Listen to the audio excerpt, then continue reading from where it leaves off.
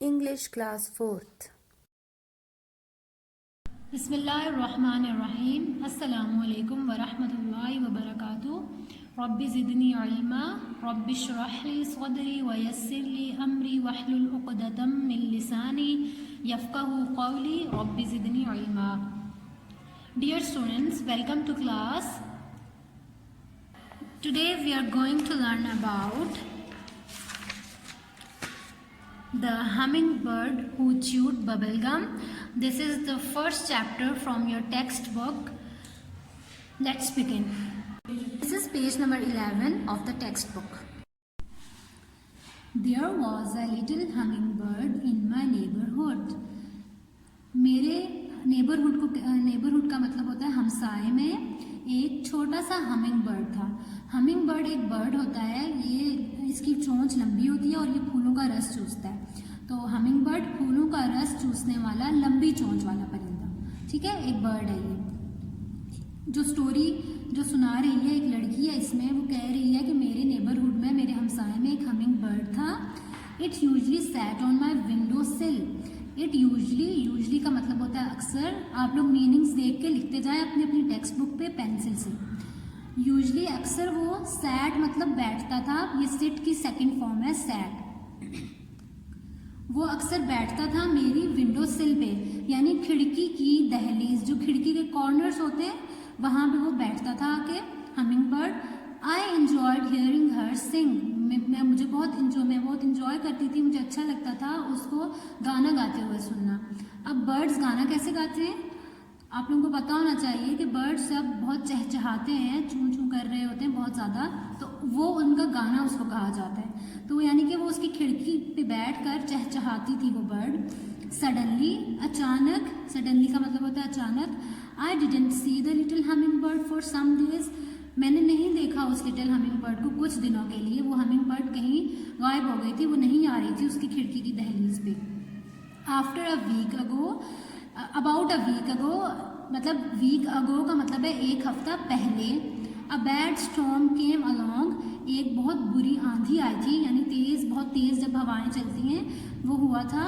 And blue all the worms away. और blue मतलब उसने, उस तेज़ हवा ने उड़ा लिया था अपने साथ सब वर्म्स को, अपने साथ उड़ा लिया था. यानी हमिंग बर्ड या बर्ड्स के लिए जो खाने की चीज़ें होती हैं वो सब उड़ गई थी. I felt sorry for the humming bird. I felt sorry का मतलब है कि मुझे बहुत बुरा लग रहा था उस बर्ड के लिए, क्योंकि उसके पास खाने के लिए कुछ नहीं होगा. मुझे बहुत अफसोस हुआ उस बर्ड के लिए. She must have been hungry. वो बहुत भूखी हुई होगी. हंग्री मतलब भूखी. And so she must have flown away. तो इसलिए वो उड़ गई होगी क्योंकि उसको यहाँ खाने को कुछ नहीं मिल रहा था. आई थॉट, मैंने सोचा. थॉट जो है थिंक की सेकंड फॉर्म है. स्टोरी हमेशा पास्ट टेंस में होती है, हमेशा second form of verb use होती है. तो इसलिए आप इस स्टोरी में देखेंगे हर जगह वर्ब की सेकंड फॉर्म यूज हुई होगी, ठीक है. Then one beautiful sunny morning. एक बहुत खूबसूरत सनी मॉर्निंग, यानी सूरज निकला हुआ था उस दिन, मॉर्निंग थी वो. The little humming bird reappeared on my window sill. वो जो हमिंग बर्ड थी वो रीअपियर्ड. री का मतलब होता है दोबारा, अपीयर्ड मतलब जाहिर होना. अपीयर और ईडी इसलिए लगा हुआ है कि अपीयर की सेकंड फॉर्म है. रीअपियर्ड ऑन माई विंडो सिल. वो खिड़की की दहलीज पे वो दोबारा से आई. Where have you been. तुम कहाँ थी. I asked the little bird. मैंने उसको पूछा. Just out flying around. बाहर थी और उड़ती जा रही थी. Replied the little humming bird. Replied मतलब जवाब दिया उस हमिंग बर्ड ने. Did you find anything to eat. क्या तुम्हें कुछ मिला खाने के लिए. I asked. वो जो लड़की थी उसने हमिंग बर्ड से पूछा कि तुम्हें खाने के लिए कुछ मिला. ओह देयर्स प्लेंटी ऑफ फूड. वो कहती है कि वहाँ, यहाँ पे बहुत ज़्यादा खाना हुआ करता था. But all the twigs and straw were blown away by last week storm. लेकिन जो भी टहनियाँ, ट्विग्स कहते हैं टहनियों को, यहाँ पे टहनी लिखा हुआ है यानी एक टहनी, और जब प्लूरल हो जाएगा तो टहनियाँ.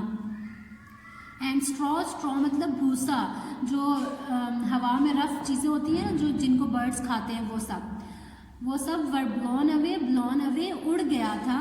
बाय लास्ट वीक स्टॉर्म, वो जो आंधी आई थी उसमें सब कुछ उड़ गया था. Said the little humming bird in a sad voice. उस हमिंग बर्ड ने कहा बहुत अफसुर्दा आवाज़ में. वो बहुत सैड थी, यानी गमज़दा थी, अफसुर्दा थी. I am sorry to hear that, मुझे बहुत अफसोस हुआ ये बात सुनकर, मतलब मुझे बुरा लग रहा है। What are you going to do? I asked. अब तुम क्या करोगे, मैंने उससे पूछा। The little hummingbird shrugged her feathers and said, उसने जो hummingbird थी उसने अपने परों को समेटा, feather मतलब पर और shrugged मतलब समेटा। The little hummingbird shrugged her feathers and said, जो वो hummingbird थी उसने अपने परों को हिलाया, feather मतलब पर और shrug मतलब हिलाना, जैसे कंधे थोड़े से हिलाते हैं वो, and said और कहा, I am not sure मतलब मुझे नहीं पता, but I have a favor to ask of you, लेकिन मुझे आपसे एक favor चाहिए, ठीक है, यानी मुझे आपकी कुछ मदद चाहिए। Sure anything I said, sure हाँ ज़रूर, anything कुछ भी, मैंने कहा, यानी अब hummingbird उस लड़की से एक मदद मांग रही है। अब वो क्या मदद है? Can you please give me some bubble gum? क्या आप मुझे कुछ बबल गम्स दे सकती हैं? बबल गम जो च्युइंग गम हम खाते हैं वो। Asked the little hummingbird ने ये पूछा उससे। I was surprised that a hummingbird would ask for bubble gum, मतलब मुझे बहुत हैरत हुई, सरप्राइज्ड मतलब हैरान होना, मैं बहुत हैरान हुई कि hummingbird बबल गम मांगेगी। But I was happy to share it with my friend, लेकिन मुझे बहुत खुशी थी कि मैं इसको अपने उस फ्रेंड यानी hummingbird के साथ शेयर करूँगी। The little hummingbird chewed the gum balls, जो hummingbird थी उसने च्यूड यानी कि चबाया द गम बॉल्स, उन बबल गम्स को, and then blew a bubble bigger than her body, और उसने एक बबल बनाया बबल गम से बहुत बड़ा, इतना बड़ा कि वो उसकी बॉडी से भी बड़ा था। Thanks she said and flu away, जो hummingbird थी उसने बोला उस लड़की को थैंक्स यानी शुक्रिया अदा किया, और फ्लू अवे वो उड़ गई। I hope the topic is clear to all of you. Thank you. See you in next class.